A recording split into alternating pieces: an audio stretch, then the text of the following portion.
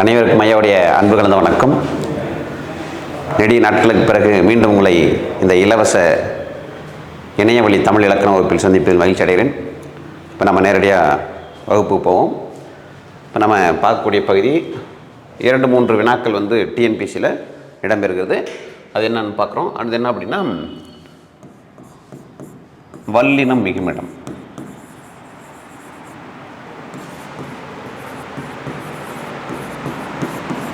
வல்லினம் மிகுமிடம், அதாவது நாங்கள் படிக்கிற காலத்தில் பார்த்தீங்கன்னா சந்திப்பிழையற்ற தொடரை தேர்க அப்படின்னு கேட்பாங்க.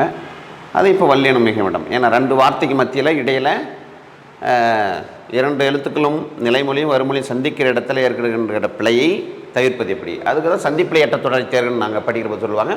இப்போ அதை வல்லினம் மிகுமிடம் மிகாடம்னு சொல்கிறோம். சரிங்களா? அது என்ன சார் வல்லினம் மிகுமிடமா? வல்லின இடத்துல எது? கசட தப்பற இல்லைங்களா?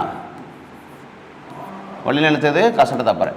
அப்படின்னா என்ன அர்த்தம்? ஏற்கனவே சொல்லிக்கிறேன். கசட தப்பறனா ஈஸியாக சொல்கிறதாக சொல்லிக்கிறாங்க. இக்கு இச்சிட்டு திப்பு. இதில் இது தவிர இந்த 4 எழுத்துக்கள் எந்தெந்த 4 எழுத்து? க ச த ப. இந்த 4 எழுத்துக்களும் ஒரு வாக்கியத்தில் ஒரு சென்டென்ஸில் சந்திக்கிற 2 நிலைமொழியும் வறுமொழியும் சந்திக்கிற இடத்துல ஏற்படுகின்ற பிழையை எப்படி தவிர்ப்பது? அப்படி பிழையை தவிர்த்ததுனா தமிழில் பொருள் கரெக்டாக உணர முடியும். இப்போ பாருங்கள், ஒரு உதாரணத்துக்கு பாருங்கள், தோப்புகள் போகிறோம். இப்போ பாருங்கள், தோப்புக்கள். என்ன பாருங்கள், 2க்குள்ள வேறுபாடு என்னது? தோப்புகள், தோப்புக்கள். அப்போ இதில் எக்ஸ்ட்ரா ஒரு எழுத்து வந்துருக்கு, கூடுதலாக ஒரு எழுத்து. இது என்ன எழுத்து? இது இக், வல்லின எழுத்து. இதுதான் வல்லினம் மிக இடம். இப்போ பாருங்கள், இந்த வல்லின எழுத்து ஒற்றெழுத்துன்னு சொல்லுவாங்க. இதை ஏற்கனவே உங்களுக்கு தெரியும். மெய் எழுத்துக்கள் என்ன பேர்? மெய், ஒற்று, புள்ளி சொல்லியிருக்கோம் இல்லைங்களா? உடல் அப்படின்னு சொல்லியிருக்கோம். அப்போ இந்த ஒற்றெழுத்து மிகுந்ததுனாலே, இந்த வல்லின எழுத்து மிகுந்ததுனாலே பொருள் வேறுபடுது. பாருங்கள், இது தோப்புகள்னா நிறைய கும்பலாக இருக்கிற மரம். இது தோப்புக்கள், ஒரே ஒரு இக்கு போட்டதுனால, வல்லின எழுத்து வந்ததுனால தோப்புக்கள். தோப்புக்கள்னா தோப்பிலிருந்து, தென்னந்தோப்பிலிருந்து, பனந்தோப்பிலிருந்து இறக்கக்கூடிய கல் மீனிங் ஆயிடுச்சு. ஒரே ஒரு ஒற்றெழுத்து வந்ததனால் இல்லையா, இக்கு வந்ததுனாலே இந்த கல்லுக்கு வேற மீனிங் ஆயிடுது இல்லைங்களா? ரைட். அப்போ தோப்புகளுக்கும் மத்திய ஒரே ஒரு ஒற்றெழுத்து வந்தனால் பொருள் மாறுகிறது. அதனால் தமிழில் பொருள் மாறாமல் இருக்கணும்னா இந்த வல்லின எழுத்துக்களை கா சா தாபா, இக்கு இச்சு இத்து இப்பு, இந்த 4 எழுத்தும் எந்தெந்த இடத்துல தமிழில் போட்டு எழுதணும், எந்தெந்த இடத்துல வரும், எந்தெந்த இடத்துல வரக்கூடாதுன்னு ஒரு வரைமுறை இருக்குது. இப்போ அதை நம்ம பற்றி நம்ம விரிவாக பார்க்க போகிறோம். சரிங்களா? ரைட்.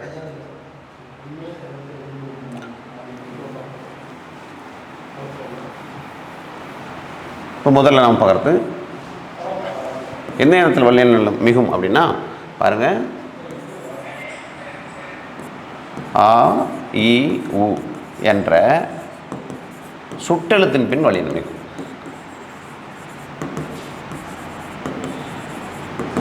எங்க மிகுங்க?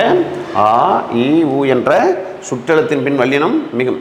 எப்போ வல்லினம் மிகும் அப்படின்னா, வரும் முதல் அதை கவனிக்கணும். வறுமொழியில் காசாதாபா வரிசை வரணும். கா கா கி கு கே கே, சா சா சி சே சே, தா தா தி தி து து தே, பாப்பா, அந்த அந்த வரிசையில் வரணும். எப்போ? வறுமொழியில். பாருங்க, ஒரு எடுத்துக்காட்டு பாருங்க. பாருங்க, ஆ கூட்டல் பள்ளி. வறுமொழியில் காசாதாபா அந்த வரிசையில் வருது இல்லைங்களா? பாருங்க, பா வரிசை வருதா? ரைட். அப்போ அப்பள்ளி இந்த இடத்துல மிகும். அப்போ இதை எழுதுகிற போது எப்படி தான் எழுதணும்? அப்பள்ளி இல்லையா? ரைட். அப்போ பாருங்கள், இந்த இ உ ஒரு முறை கேட்டாங்க பாருங்க, உ கூட்டல் பக்கம் எப்படி எழுதணும்? உப்பக்கம். உப்பக்கம்னா பின்னாடி பக்கம் இல்லைங்களா? ரைட். அப்போ இப்படி நிலைமொழியில் சுட்டெழுத்து நின்று வறுமொழியில் காசாதாபம் வந்துச்சுன்னா வல்லினம் மிகும். எப்போ மிகும்? ஆ இ உ என்ற சுட்டெழுத்தின் பின் வறுமொழியில் காசாதாபா வந்தால் வல்லினம் மிகும். சரிங்களா?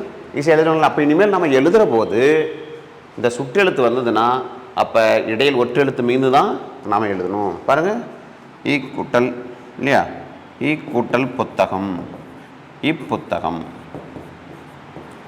என்ன வரும்? இப்புத்தகம். பாருங்க வல்லின மிகுந்து இருக்குதா? இதுதான் சரிங்களா? ரைட். இப்போ அடுத்து பார்க்குறோம். அடுத்து எங்கே மிக சொல்கிறோம்? அடுத்து அந்த இந்த என்ற சுட்டு திரிபின் பின்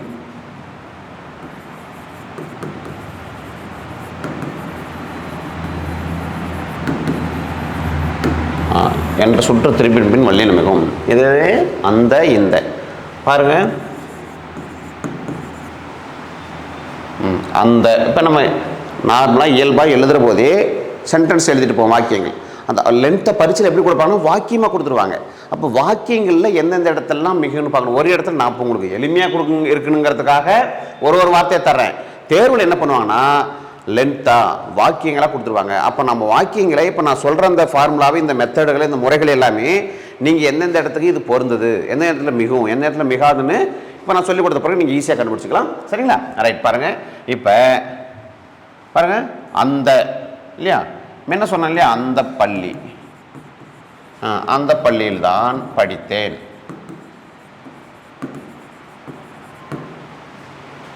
இப்போ இப்படி இருக்கு, அந்த பள்ளியில் தான் படித்தேன். இப்போ என்ன பண்ணுங்க, நான் என்ன சொல்லியிருக்கேன், அந்த இந்த வந்துச்சுன்னா இல்லையா, அப்போ இந்த இடத்துல வல்லினம் மிகும். ஏன் இந்த இடத்துல இப்போ வரணும், இந்த இடத்துல இக்கு வரலாமா? வராது. ஏன் வராது? இக்கு வராது. இந்த இடத்துல என்ன வருதோ, வறுமொழியில் என்ன வருதோ, காசா தாபா வருதோ, இங்கே பா வந்துச்சுன்னா இங்கே இப்பா வரிசை வந்துச்சுன்னா, இங்கே கா வரிசை வந்துச்சுன்னா இக்கு, இங்கே தா வரிசை வந்ததுன்னா இங்கே இத்து இல்லைங்களா? அப்படி இங்கே காசா தாபா வரணும். இப்போ இப்படி வருவோம் பாரு, அந்த வீடு எனது. இப்போ இந்த இடத்துல மிகுமா? மிகாது. ஏன் அப்படின்னா இந்த இடத்துல காசாதாபா வரல. சரிங்களா? ரைட். அப்போ அந்த இந்த என்ற சுட்டு திரிபின் பின் வல்லினம் மிகும் இல்லைங்களா?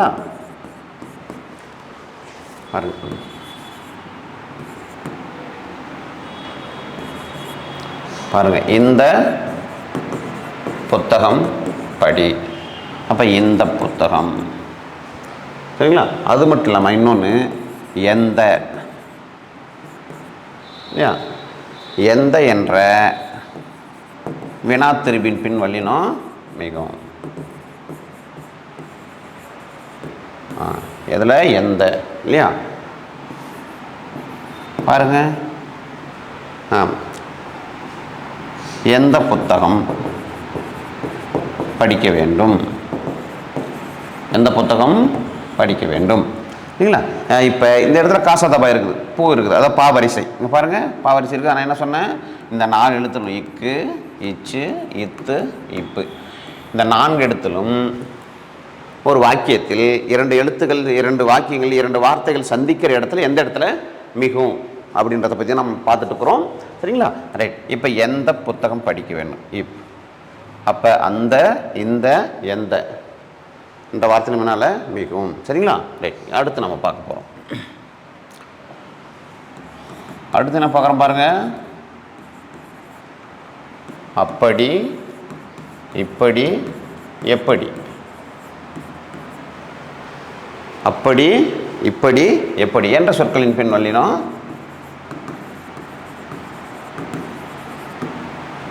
என்ற சொற்களின் பின் மிகும் இல்லைங்களா? பாருங்க. அப்போ இனிமேல் நம்ம அப்போ இவ்வளவு சூட்சங்களுக்கு தமிழ், அப்போ நம்ம ஈஸியாக எழுதிக்கலாம் எல்லாம் இல்லைங்களா? அப்போ அப்படி இப்படி இல்லையா? பாருங்க,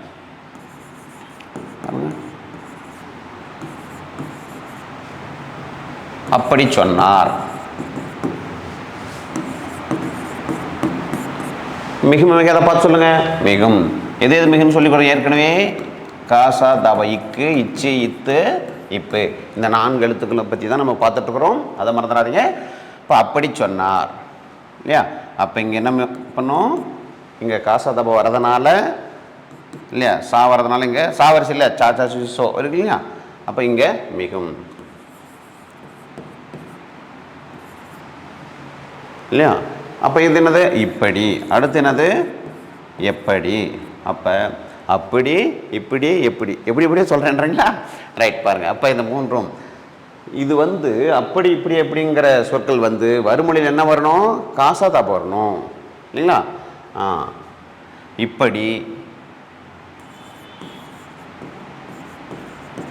இப்படி சொல்வார் இல்லையா? இப்படி கேட்டார் இல்லையா? அப்போ இப்படி இப்படி கேட்டார், இப்படி சொல்வார் இல்லையா? அடுத்து என்னது? எப்படி காண்போம், எப்படி காண்போம், எப்படி சொன்னார், எப்படி சொன்னார் இல்லைங்களா? பாருங்க, ரொம்ப ஈஸியானது தான். எங்கே இந்த இடத்துல மிகுன்னு சொல்லி கொடுத்துருக்குறேன். ஒன்று ஆ இ என்ற சுற்றெழுத்தின் பின் வல்லினம் மிகும், அடுத்து அந்த இந்த எந்த என்ற சுட்டு திருப்பின் பின், அடுத்து எந்தங்கிற வினா திருப்பில் மிகும், அடுத்தது அப்படி இப்படி எப்படிங்கிற சொற்களின் பின் வல்லினம் மிகும். எப்போ வறுமொழியில் காசாதா வந்துச்சுன்னா இடையில் வல்லினம் மிகும். ஈஸியாக தான் இருக்குது, நீங்கள் எழுதிருங்க நம்புகிறோம். ரைட், இப்போ நம்ம அடுத்து பார்க்குறோம். அடுத்து என்ன அப்படின்னா பாருங்கள், உங்களுக்கு ஏற்கனவே குற்றியல் உரம் நடத்தாச்சு இல்லைங்களா? ரைட், அடுத்து என்னென்னா வன்தொடர் குற்றியல் உரத்தின் பின் மிகும். வன்தொடர் குற்றிய லுகரத்தில் மிகும். சரிங்களா? ரைட், வன்தொடர் குற்றியல் லுகரம் எது? உங்களுக்கு ஏற்கனவே சொல்லியிருக்கேன், நினைவு கூறணும் திரும்பவும். குற்றியல் லுகரம் என்னது? ஒரு சொல்லினுடைய இறுதியில் எந்த எழுத்து வந்தால் குற்றியல் லுகரம்? ஒரு சொல்லினுடைய இறுதியில் குசுடுதுபுரு. குசுடுதுபுரு எப்படி கண்டுபிடிக்கிறதுன்னு சொல்லிக்கிறேன். கசட தவிர மேல் ஊ சேர்ந்து வந்தால் தான் குசுடுதுபுருன்னு மாறுது இல்லைங்களா? ரைட், அப்போ இந்த 6 எழுத்தும் ஒரு சொல்லினுடைய ஒரு வார்த்தையினுடைய கடைசியில் வந்துச்சுன்னா அதில் என்னது? குற்றியல் லுகரம். குற்றியல் லுகரம் 6 வகைப்படுன்னு சொல்லிக்கிறோம். எந்த குற்றியல் லுகரத்தின் மேலே வல்லினம் மிகும்? வன்தொடர் குற்றியல் லுகரத்தின் பின் வல்லினம் மிகும் இல்லைங்களா? இப்போ ஒரு எடுத்துக்காட்டு பாருங்கள் இல்லைங்களா? வன்தொடர் குற்றியல் லுகரம் என்னதுன்னு உங்களுக்கு தெரியும் ஏற்கனவே இல்லைங்களா? ரைட், பாருங்கள் 10 இது குற்றியல் லுகரம் இல்லைங்களா? இது என்னது பாருங்கள் 8 இது என்னது? குற்றியல் லுகரம் இல்லைங்களா? பாருங்கள், ஏன்னா வள்ளி நிலத்தை தொடர்ந்து வந்த குற்றியல் லுகரம், வள்ளி நிலத்தை தொடர்ந்து வந்த குற்றியல் லுகரம் இல்லையா?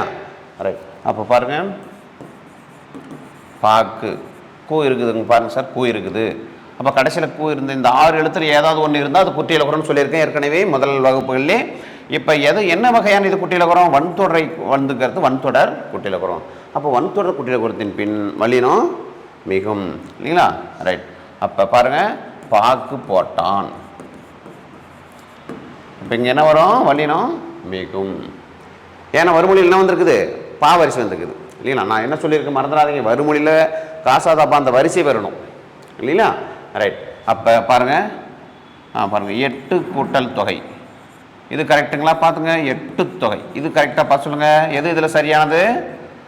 8 தொகை தான். ஏன்னா தொகை 8 கூட்டல் தொகை வறுமொழியில் காசாதாபா வரிசை வருது, தா வரிசை வருது. இங்கே வந்து இது 8 என்பது என்னது? வன்தொடர் குற்றியல் லுகரம். அப்போ வன்தொடர் குற்றியல் லுகரத்தின் பின் வல்லினம் மிகும். சரிங்களா?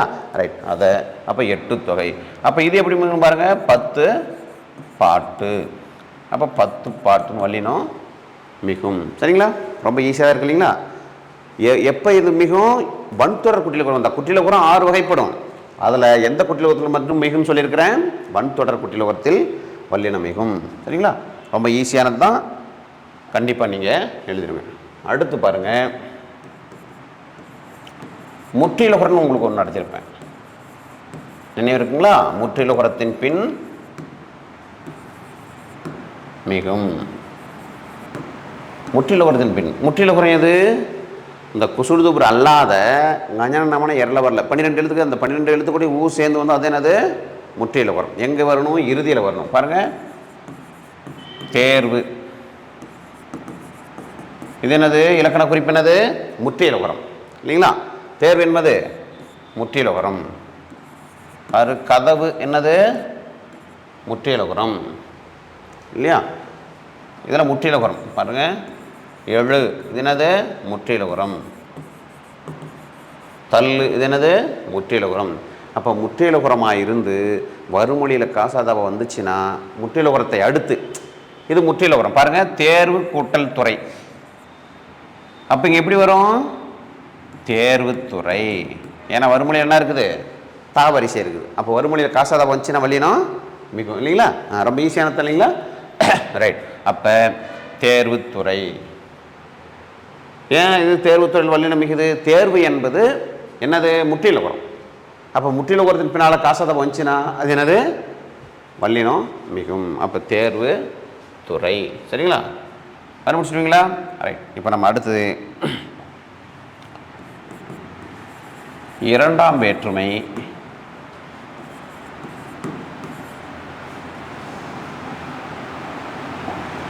இரண்டாம் வேற்றுமை விரியில் வல்லினம்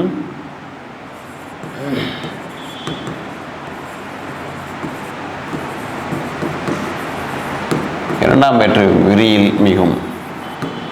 அது என்ன சார் இரண்டாம் வேற்றுமை? உங்களுக்கு தெரியும் வேற்றுமை உறுப்புகள் எத்தனை? மொத்தம் வேற்றுமை 8. எது எதுக்கு உறுப்புகள் இல்லைன்னு சொல்லிக்கிறேன்? முதல் வேற்றுமை 8ஆம் வேற்றுமை உறுப்பு இல்லை. அப்போ இரண்டாம் வேற்றுமைக்கும் இரண்டாம் வேற்றுமை முதல் 6ஆம் வேற்றுமை வரைக்கும் உறுப்புகள் இருக்குது. எது எது எது? ஐ, ஆல், கு, இன், அது, கண். அப்போ இங்கே என்ன சொல்லிக்கிறேன்? இரண்டாம் வேற்றுமை விரியில். விரியில் என்ன? விரிவாக. அப்போ இரண்டாம் வேற்றுமை உறுப்பான ஐ என்பது வெளிப்படையாக வரும் தொடர்களில் வல்லினம் மிகவும். எப்போ மிகவும்? வறுமொழியில் காசாதான் போடணும், அதான் மறந்துடக்கூடாது இல்லைங்களா? ரைட். பாருங்க, ஒரு எடுத்துக்காட்டு பாருங்க. பாருங்க,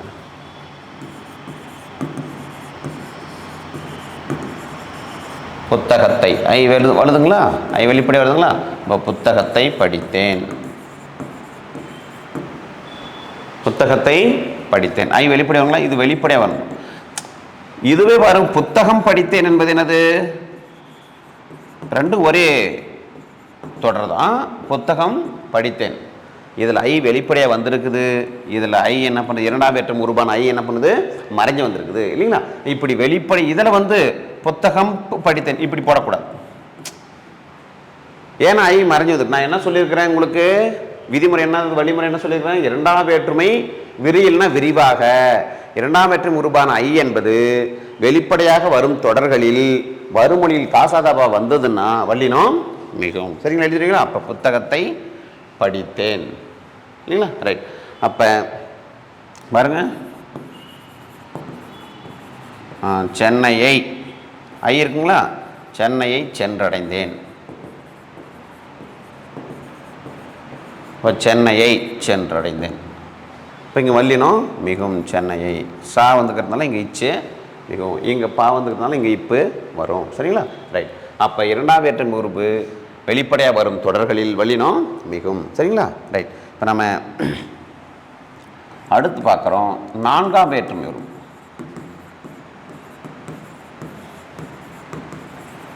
நான்காம் வேற்றுமை விரியில் மிகும். எங்கே மிகுங்க? நான்காம் வேற்றுமை விரியில் மிகும். அப்படின்னா ஏற்கனவே சொல்லிட்டு விரினா விரிவாக வெளிப்படையாக வரும். நான்காம் வேற்றுமை உறுப்பு எது? கு. அப்போ கு வெளிப்படையாக வரும் தொடர்களில் வல்லினம் மிகும். எப்போ? வறுமொழியில் காசாதாபா பண்ணலாம் இல்லையா? பாருங்க, ஒரு எடுத்துக்காட்டு பாருங்க. வீட்டிற்கு செல்லலாம். வீட்டிற்கு செல்லலாம். அப்போ வீட்டிற்கு கு வெளிப்படையாக வந்திருக்குது இல்லையா? அப்போ வீட்டிற்கு செல்லலாம். இங்கே சா வந்திருக்கிறதுனால இங்கே சகர வரிசை வந்திருக்கிறதுனால இங்கே இச்சு மிகும் இல்லையா? வல்லினம் மிகும். பாருங்க,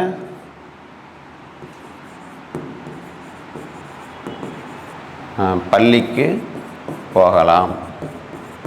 அப்போ பள்ளிக்கு போகலாம் வல்லினம் மிகும். எங்கே? இரண்டாம் என்ன சொன்னோம்? இரண்டாம் வேற்று முறுப்பு வெளிப்படையாக வரும் தொடரில் மிகும். நான்காம் வேற்று முறுப்பும் வெளிப்படையாக வரும் தொடரில் வல்லினம் மிகும். சரிங்களா? கண்டுபிடிச்சிங்களா? ஈஸியாக தான் ரொம்ப இருக்குது. ஞாபகம் வச்சுங்க.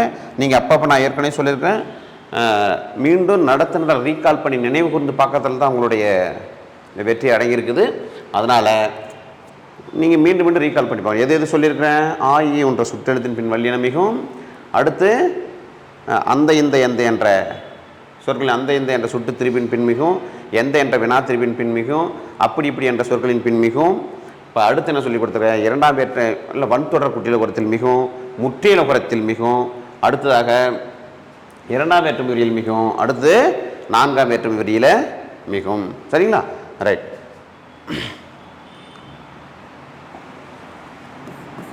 அடுத்து பாருங்க, இகர இகர ஈற்று வினையெச்சத்தில் மிகும். எங்கே மிகவும்? இகர ஈற்று வினையெச்சத்தில் மிகவும். இகரத்தை இறுதியாக உடைய வினையெச்சம் உங்களுக்கு ஏற்கனவே நடத்தும். தொகை நிலைத்தொடர்கள், தொகா நிலைத்தொடர்கள் ஒன்று நடத்தியிருப்பேன். நம்முடைய வகுப்பை நீங்கள் கவனிச்சிருப்பீங்க இல்லையா? இலவச இணைய வழி வகுப்பை நீங்கள் கண்டிப்பாக பின்பற்றின்னு வருவீங்க, ஃபாலோ பண்ணிட்டு வருவீங்கன்னு நினைக்கிறேன். அதில் நீங்கள் பார்த்துருப்பீங்க. இப்போ வினையெச்சனா எப்படி வரும்? அப்போ ஈல முடிகிற மாதிரி, ஊவில் முடிகிற மாதிரி ஒரு சொல் வரும். அது என்னது? வினையெச்சம். இப்போ இகர ஈற்று வினையெச்சத்தின் பின் மிகவும் இல்லையா? பாருங்கள், ஒரு தான் தேடி எடுத்துக்காட்ட பாருங்கள். தேடி பார்த்தேன், தேடி பார்த்தேன். இங்கே வல்லினம் மிகும். பார்த்தேன் என்பது என்னது? வினைச்சொல். தேடி என்ற எச்சம் எதை கொண்டு முடியுது? வினைச்சொல்லை கொண்டு முடியுது. அப்போ இது என்னது? வினையெச்சம். என்ன வினையெச்சம்? இகரத்தை இறுதியாக உடைய பாரு, இட்டு கூட்டல் ஈ. தேடி இகரத்தை இறுதியாக உடைய வினையெச்சம். அப்போ இகரத்தை இறுதியாக உடைய வினையெச்சத்தின் பின் இடையில் வந்து வல்லினம் மிகும். எங்கே? வறுமொழியில் காசாதப்போ வந்ததுன்னா சரிங்களா? ரைட். அப்போ இகர ஈற்று வினையெச்சத்தின் பின் வல்லினம் மிகும். சரிங்களா? அப்போ தேடி பார்த்தேன் இல்லைங்களா? பாருங்க, ஓடி போனார் இல்லை ஓடி போனார். இப்போ இல்லைங்களா? அப்போ எது? இகர ஈற்று வினையெச்சம். இப்போ இங்கே பா வந்ததுனால இங்கே இப்போ வருது. அப்போ இகர ஈற்று வினையெச்சத்தின் பின் வல்லினம் மிகும். சரிங்களா? ரொம்ப ஈஸியானது தான். அடுத்து பாருங்கள். இப்போ நம்ம அடுத்ததாக பார்க்குறோம். ஈறுகட்ட எதிர்மறை பெயரெச்சத்தின் பின் வல்லினம் மிகும். ஈறுகட்ட எதிர்மறை, ஈறுகட்ட எதிர்மறை பெயரெச்சத்தில்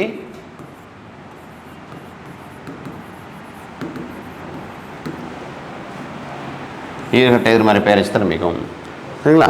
இது எப்படி ஈறுகட்ட எதிர்மறை? உங்களுக்கு ஏற்கனவே ஈறுகட்ட எதிர்மறை பெயரெச்சனான்னு சொல்லியிருக்கிறேன், எதிர்மறை பெயரெச்சனான்னு சொல்லியிருக்கிறேன்.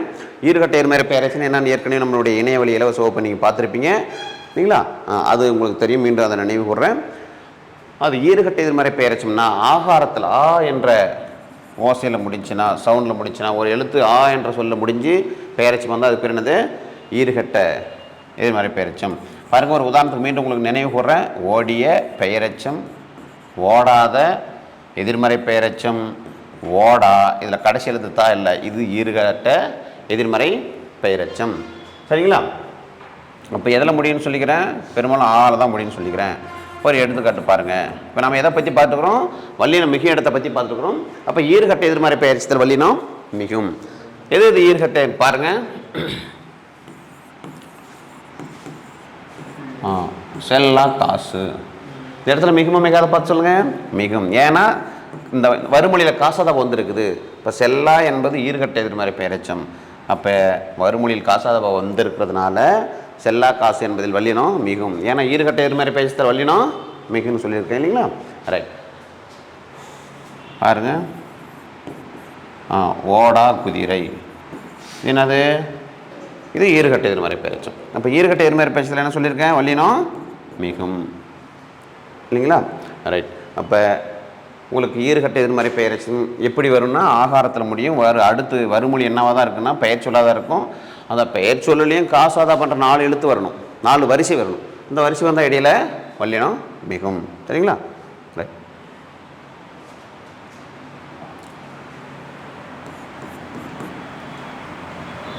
அடுத்து பாருங்க, இருபெயரொட்டு பண்பு தொகை. இருபெயரொட்டு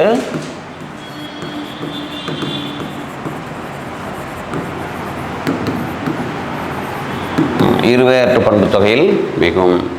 பாருங்க, உங்களுக்கு இருபெயரொட்டு பண்பு தொகைனா என்னன்னு நினைவு கூறுறேன். தொகைநிலை தொடர்கள் நடத்திட்டேன். தொகைநிலை தொடர்கள் எதாவது? பண்பு தொகை. அதில் பண்பு தொகை என்னது? இருபெயரொட்டு பண்பு தொகை. ஒரு பொதுப்பெயரும் ஒரு சிறப்பு பெயரும் இணைந்து வருகிற போது இடையில் ஆகியங்கிற பண்பு மறைஞ்சு வந்து அது என்னது? இருபெயரொட்டு பண்பு தொகை. பாருங்க, சாரை பாம்பு இல்லையா? பாம்பு என்பது எல்லா பாம்பு, எத்தனையோ வகையான பாம்பு இருக்குது, பொது சொல். இப்போ சாரை என்பது சிறப்பு சொல். ஒவ்வொரு சாரை பாம்பு இருக்குது, நாகப்பாம்பு இருக்குது இல்லையா? அப்போ ஒவ்வொரு வகை இருக்குது இல்லையா? அப்போ பச்சை பாம்பு இருக்குது, மண்ணுளி பாம்பு இருக்குது, இப்படி இது இதனுடைய வகை. அப்போ இந்த வகைகளை சொன்னால் சிறப்பு பெயர். பாம்பு என்பது பொது பெயர். அப்போ ஒரு பொது பெயரும் ஒரு சிறப்பு பெயர் இணைஞ்சு வருகிற போது அது என்னது? இருபெயரொட்டு பண்பு தொகை. அப்போ இருபெயரொட்டு பண்பு தொகையில் வல்லினம் மிகும். வறுமொழியில் காசாதாபா வந்ததுன்னா வல்லினம் மிகும் இல்லைங்களா? ரைட். பாருங்கள் இருபெயரட்டு பண்பு உங்களுக்கு தெரியும்.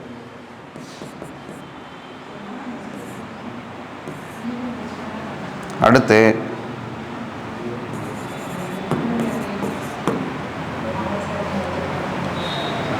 பண்பு தொகையில் மிகவும்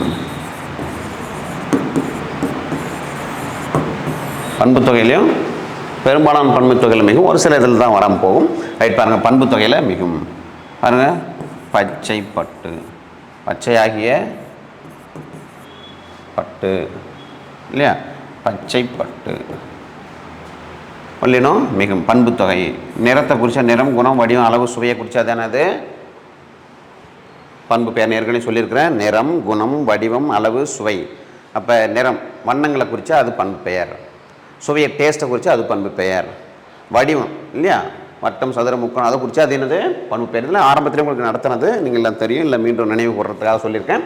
அப்படி எதில் வரும்னா பண்பு தொகை வந்துச்சுன்னா வறுமொழியில் காசதாபம் வந்ததுன்னா என்ன பண்ணும் இடையில் வல்லினம் மிகும் இல்லையா பச்சை பட்டு இல்லையா. ரைட் பாருங்கள் சும்மா ஒரு எடுத்துக்காட்டு சொன்னால் உங்களுக்கு ரொம்ப எளிமையானது தான், உங்களுக்கு புரியும். ரைட் பாருங்கள் அடுத்து பாருங்கள் ஓமை தொகையில் மிகும் ஓமை தொகையில் மிகும் பாருங்கள் மலர் பாதம். இப்போ ஊமை தொகை என்ன சொல்கிறேன் ஒரு ஒன்றை அதே போல் இன்னொன்றோடு ஒப்பிடுவது என்னது ஊமைன்னு சொல்லியிருக்கிறேன். அப்படி ஒப்பிடும்போது இடையில் என்ன வரும் போல போன்ற அன்னமான இப்போ போரலன்னு சொல்லிட்டு 32 ஊம உறுப்புகளும் மொத்தம் ஊம உறுப்புகள் எத்தனை இருக்குது 32 இருக்குது. அந்த 32 ஊம உறுப்புகள் ஏதாவது ஒன்று வந்துச்சுன்னா அது என்னது ஊமை தொகை. அது மறைஞ்சு வரணும். எது போல போன்ற அன்னமான இப்போ போன்ற ஊம உறுப்பு மறைஞ்சு வந்தால் அது ஊமத்தொகை. அது வெளிப்படை இருந்துச்சுன்னா ஊமை விரி ஊமை சரிங்களா. இப்போ நாம் என்ன சொல்லிக்கிறேன் ஊமை தொகையில் மிகும்னு சொல்லிக்கிறேன். இப்போ மலர் பாதம் உடனே என்ன அர்த்தம் மலர் போன்ற. அப்போ போன்ற என்பது மறைஞ்சு வந்திருக்குது. அப்போ போன்றது மறைஞ்சு வந்தால் என்னது அது மறைஞ்சு வந்தாவே அது தொகை தொகைன்னு ஏற்கனவே சொல்லிக்கிறேன். தொகைநிலை தொடர்கள் என்ன அர்த்தம் உறுப்புகள் மறைந்து வருவதுதான் தொகைநிலை தொடர்கள். அப்போ இதில் போன்ற என்ற ஊமை உறுப்பு மறைஞ்சு வந்திருக்கிறதுனால இது ஊமை தொகை. இப்போ ஊமை தொகையில் வல்லினம் மிகும் இல்லையா. பாருங்கள் வறுமொழியில் காசாத பா வருது, இங்கே மலர் போன்ற பாதம் என்று சொல்ல பாருங்கள். அடுத்து பாருங்கள் எடுத்துக்காட்டு சொல்கிறேன் பாருங்கள் தாய் தமிழ்.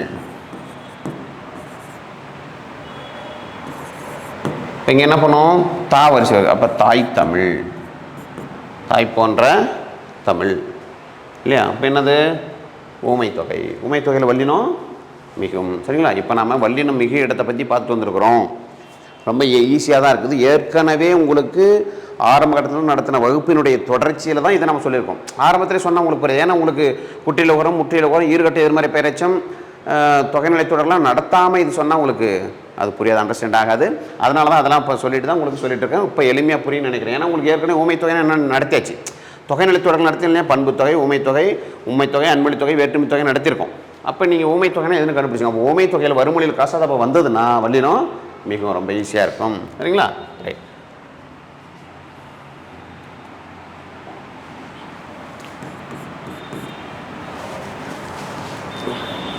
அடுத்து பாருங்க இனி தனி ஆய் போய். இனி தனி ஆய் போய் என்ற சொற்களின்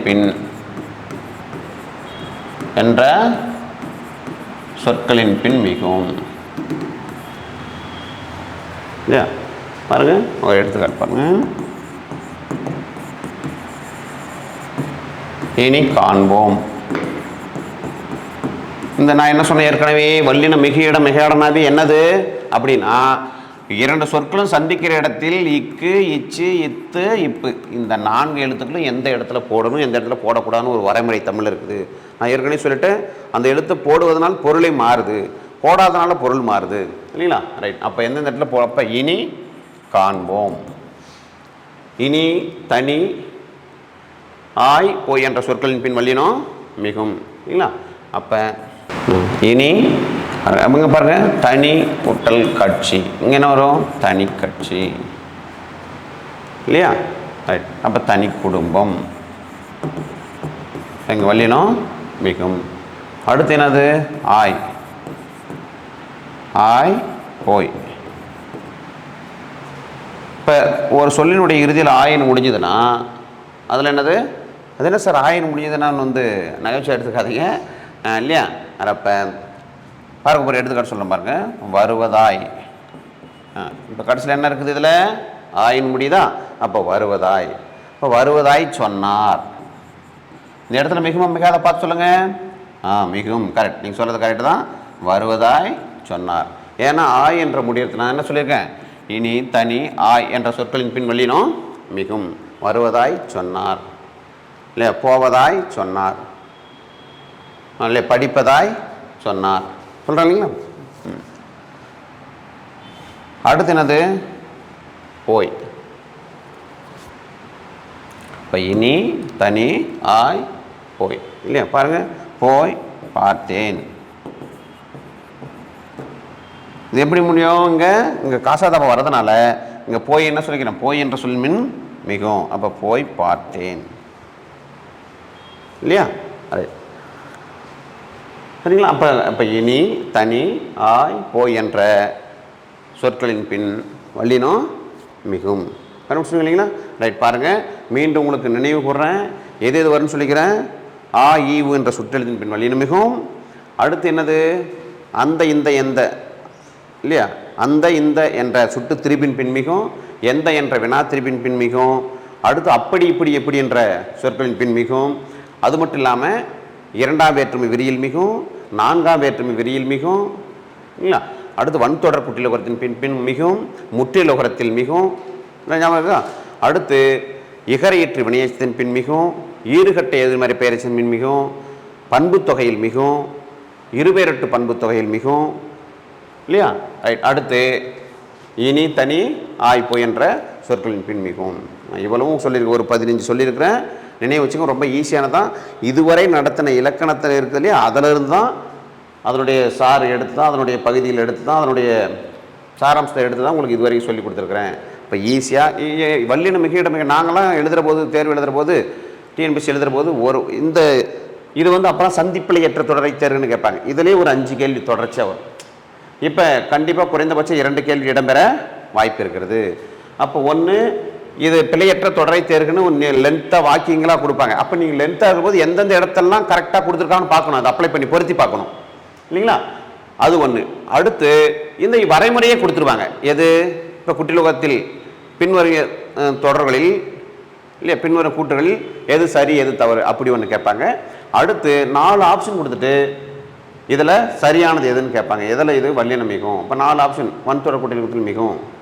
அடுத்து இன்னொன்று மென்தொடர் குட்டிலோகத்தில் மிகும்னு கொடுப்பாங்க. மென்தொடர் குட்டிலோகத்தில் மிகுமா, மிகாது இல்லையா, வன்தொடர் குட்டிலோகத்தில் தான் மிகும் சரிங்களா. ரைட், பார்த்துங்க. அப்போ இப்படி இது கேட்க 2 கேள்வி இடம்பெற வாய்ப்பு இருக்கிறது. உங்களுக்கு இந்த வல்லினம் மிக இடம் இதுவரை நடத்தினது புரிஞ்சிருக்குன்னு நம்புகிறேன். நாங்கள் மீண்டும் உங்களை அடுத்த இலவச இணைய வழிவகுப்பில் சந்திக்கும் வரை விடைபெறுகிறேன். நன்றி.